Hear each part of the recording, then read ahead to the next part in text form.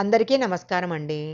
అమ్మవారే ఉపవాసం చేసే అద్భుతమైన ఆలయాన్ని గురించి ఈ వీడియోలో మనం తెలుసుకుందాము. కొందరు భక్తులు వారానికొకసారి ఉపవాసం చేస్తారు. మరికొందరు పండగల సందర్భంలో ఏమీ తినకుండా భగవన్నామ స్మరణలో తరిస్తుంటారు. కానీ ఈ ఆలయంలో కొలువైన మరియమ్మన్ మాత్రము భక్తుల శ్రేయస్సు కోసము తానే స్వయంగా 28 రోజుల పాటు ఉపవాస దీక్ష ఆచరిస్తుంది. అనారోగ్యాలను నయం చేసే శక్తి స్వరూపిణిగా, కోరిన కోరికలు తీర్చే కల్పవల్లిగా పూజలందుకుంటున్న ఈ అమ్మవారిని దర్శించుకుంటే సకల శుభాలు కలుగుతాయని భక్తులు నమ్ముతుంటారు.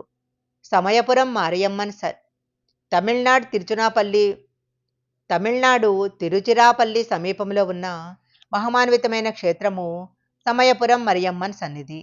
కాళికాదేవి స్వరూపమైన మారియమ్మను కొలిస్తే సమస్త కష్టాలు తొలగిపోతాయని, ఎలాంటి మొండి వ్యాధులైనా నయమైపోతాయని భక్తులు నమ్ముతుంటారు.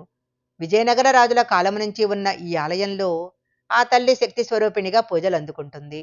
మారి అంటే తమిళంలో వాన అని అర్థము. ఒకప్పుడు ఈ ప్రాంతంలో వర్షాభావం నెలకొందట. తీవ్రమైన కరువు కాటకాలు సంభవించాయట. ఆ సమయంలో అమ్మవారు తన కటాక్షంతో సమృద్ధిగా వర్షాలు కురిపించిందట. ఆ కృతజ్ఞతతో స్థానికులు మహాదేవిని మారియమ్మనుగా పిలవటం మొదలుపెట్టారు. ఒకప్పుడు మారియమ్మన్ విగ్రహము శ్రీరంగ క్షేత్రంలో ఉండేదట. ఆ మూర్తిని గ్రామదేవతగా పరిగణించిన అర్చకుడు చిన్నచూపుతో ఆలయం బయట పెట్టించాడట. దీనితో దారిన పోయే ఒక భక్తుడు విగ్రహాన్ని తీసుకెళ్లి ప్రస్తుతం ఆలయం ఉన్న చోట ప్రతిష్ఠించాడట. కొన్నాళ్లకు ఆ ప్రాంతాన్ని పాలిస్తున్న విజయనగర రాజుల్లో ఒకరైన విజయరాయ చక్రవర్తి యుద్ధానికి వెళుతూ అక్కడ ఆగటం జరిగింది.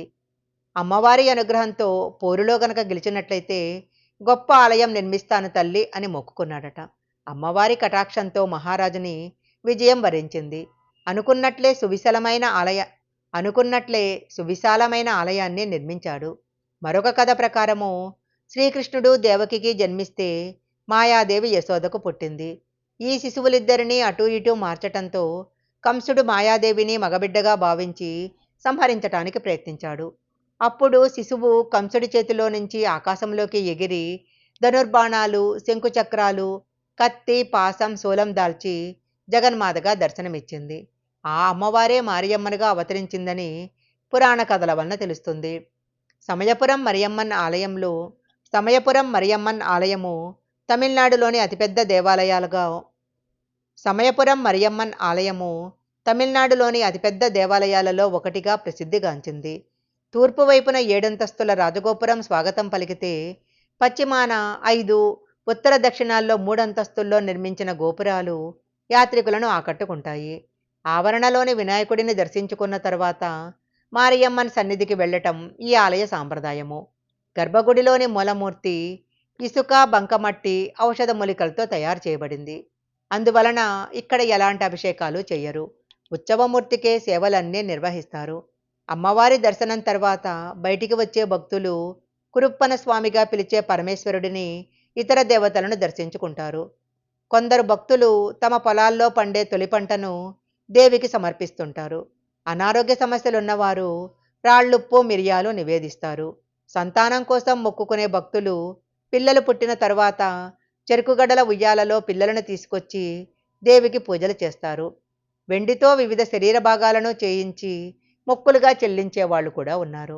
ఆలయ ఆవరణలో పిండి దీపాలు వెలిగిస్తే మంచిదని భక్తులు నమ్ముతుంటారు.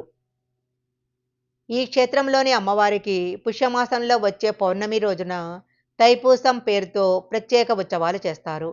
చివరి రోజున గాజు పల్లకీలో ఊరేగించే ఊరేగింపును చూడటానికి 2 కళ్ళు చాలవు. ఈ వేడుకల్లో శ్రీరంగం నుంచి ప్రత్యేకంగా కానుకలు వస్తాయి. ఏడాదికొకసారి అమ్మవారు పచ్చైపట్టి పేరుతో 28 రోజుల పాటు ఉపవాస దీక్ష పాటిస్తుంది. అప్పుడు ఉప్పు కలపని మజ్జిగ, చెరుకు రసము, పండ్లు మాత్రమే నివేదిస్తారు.